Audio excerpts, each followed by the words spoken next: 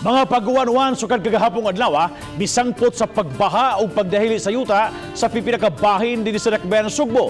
Ang pag-uwan-uwan dinhi sa Sugbo, matud sa Pag-asa Visayas, resulta sa habagat nga gipakusog sa Bagyong Leon. Adunay live report si Faye Marie Dumabok. Fem.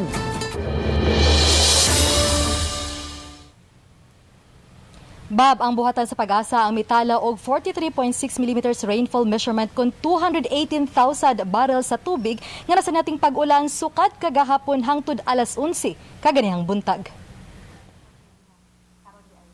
Matod ni Engineer Alfredo Kiblat, ang chief sa Pag-asa Visayas, nga tibuok Kabisayan na nakasinati sa hinay ngadto sa makusog nga pag-ulan kagahapon hangtod na kaganihang buntag. Resulta kini sa gipakusgan nga southwest monsoon o habagat nga nagdala sa mga pag-uwan-uwan ug pagkusukuso sa kusog nga hangin nga mas mikusog tungod ni Tropical Storm Leon.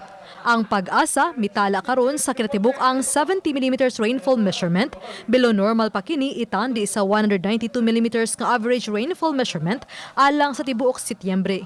So dapat na sa ting-ulan na dili gini kakumpiyansaan kay daghan pang mga higayon na makasinati tag mga tulong ikalit-kalit ng mga bundak sa ulan na pwede makabunag baha dahil sa yuta mag-amping ta.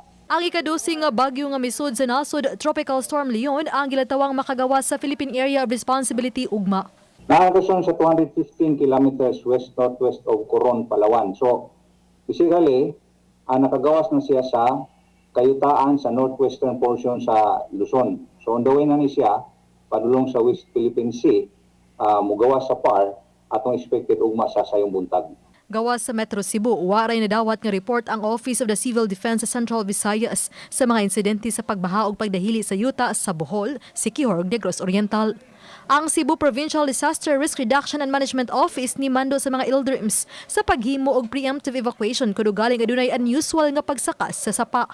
Disseminated already the advisories sa atong LDRMOs nga nag-meeting po sa ato ang CPPO so for them to alert their stations also, but so far wala tayo na kuha nga reports of incidents or landslides as of this time. Riverbanks sa Puyo nata sa coastal area nga maigmaton gyud magpabilang tayo sa tanang panahon.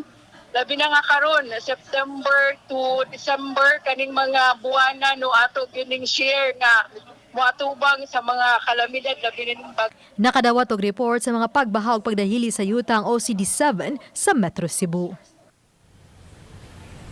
Bob, mato di Kiblat nga arang-arang nga panahod ang atong masinati sa Kabisayan karong Biyernes. Apan dili gyapon ang ngayan nga mukumpiyansa kay posible gyapon masinati ang hinay kasarangan ngadto na sa makusog nga pag-ulan matag karon ug unya.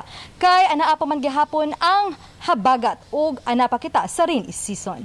Bob, Daghang salamat, Faye Marie Dumabok sa imong report.